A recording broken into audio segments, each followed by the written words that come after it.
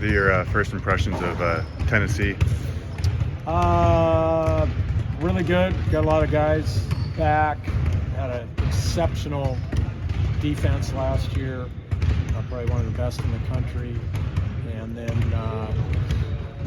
from the looks of it, like some of their guys really improved offensively. So it's going to be a really, really great challenge. And going to give us a good barometer here early where we're at, what we need to continue to work on. How do you balance going out and trying to win a game versus trying to experiment and iron some things out before the games actually matter? Yeah, I mean, that's kind of what these things are for, and that's the beauty of these, is in the back here, obviously you're competitive and your guys are competitive and you want to play it as a game, but then, we're in the process of working through things and trying to figure out where we can be the most successful, whether it's offensively, defensively, or lineups, or all of that.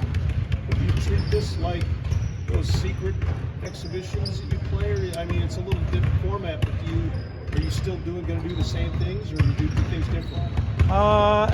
To be honest with you, those things, we'd always have these great plans, and then you get competitive, and they just turn into a game anyway, and you just try to win the game pretty much, and then you weren't supposed to talk about it. So I think the beauty of this is it's opening it up to everybody, and everybody gets to look at it, and I hope they do via the pay-per-view thing. I think that's going to be a fun, kind of exciting way to kind of open up maybe some avenues down the road.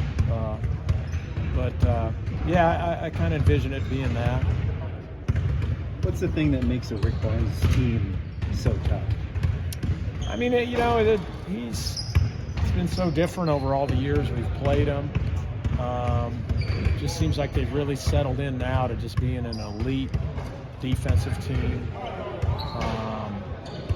And then, like I said, I think based on just a little bit that we've exchanged some film, they look like they're really, really improved offensively, kind of individually with their skills and their ability to make baskets at a bunch of different spots. How active were you and Rick just to bring the game together with each other, or whoever you had to get with? Yeah, no, that was just kind of us, just kind of putting it together and kind of season on. First putting it together because we thought it'd be great, again, just to kind of get your guys excited to do it. And then I've always found in the past it's really been good for our guys to be able to do something like that to prepare us for the schedule we're playing. We're going to play against that elite level athlete, and defensive pressure, and high level guys, and you're ready to go once our regular season starts, which we all know is going to be ridiculously hard.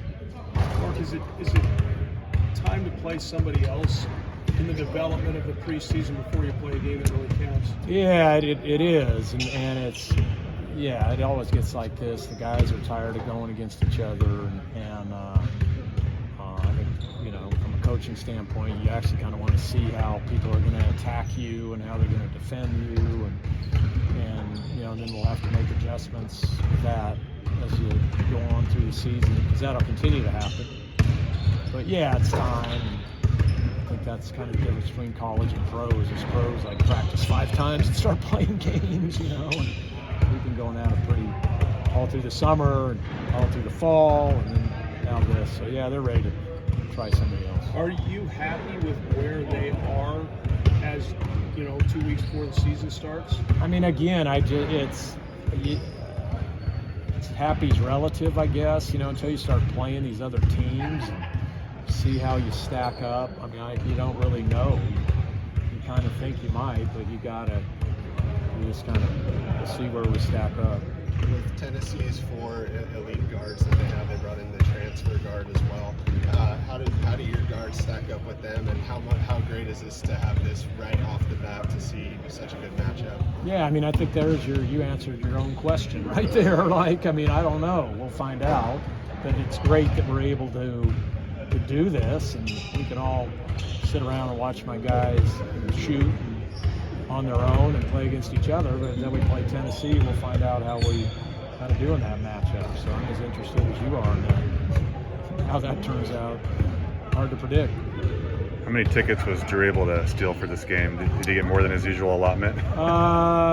Yeah. Hey, there's still tickets available. I know we're having this thing down in football country, but there's tickets available, and so might be a chance for Zag fans to go down and watch us live. And like I said, I think it's really cool trying this pay-per-view. I've been trying to kind of push that in some of our other areas, and to me, this game was played in December. I mean, it'd be a pretty huge TV number. So I mean, I don't know why it shouldn't be now. It's I think people are going to watch it, and whether it counts or not, people are going to always reflect back on it, and it's going to make an impression on coaches' minds and even committee members' minds, even though it's not supposed to count. Beneficial of some of these secret ones that won't be seen in the past 4 or 5 years or whoever. They've been huge. I mean, yeah, they've been huge because again, like what you guys have brought up, like we were able to ascertain how we matched up. Physically, could we handle the athleticism of a Michigan State on the glass over the years? Or we did some with Baylor, and we've done it with Texas, and we've. They're a really, really good barometer for the schedule that we play preseason, and I think it gets our guys used to that level of talent and that level of athleticism, but most importantly in size. That we're going to just this gauntlet of games coming up here in November, early December. Nolan's coming out here to talk to us in a minute. What are you seeing from him? Is he locked up to a spot yet? Or yeah, he's been really rock solid. He's had a nice fall, and he's really, I think, made a big jump from last year to this year, and yeah, I mean, I've been pleasantly surprised with him. He's had to log a lot of minutes in practice and all that, so it'll be fun again and interesting to see how he is.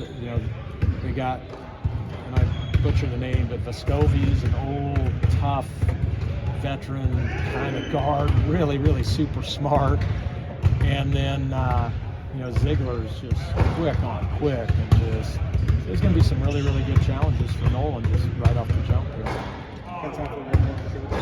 There's been a lot of discussion about NCAA tournament expansion, kind of rumors floating around the last few weeks. Yeah. I think Coach Izzo came out and said that he was in favor of it. Coach Drew said yesterday that he would be okay with 128 teams in the tournament. Where do you kind of stand on that right now? Yeah, I mean, I think I heard, like I read where Bill Self was, hey, 55-45 or whatever. I'd be probably in that. I could probably be swayed one way or the other for addition, or I mean, it really is. I think the greatest sport, or tournament going, and you don't want to mess with it, but at the same time, some of the points they bring up about just the availability in regards to how many people, 68 out of 360, and pretty much every team makes a bowl game in football, and blah blah blah. So it's interesting, but I don't know that I have a real strong opinion one way or the other. Other than it's great now, so don't screw it up too bad would be my advice.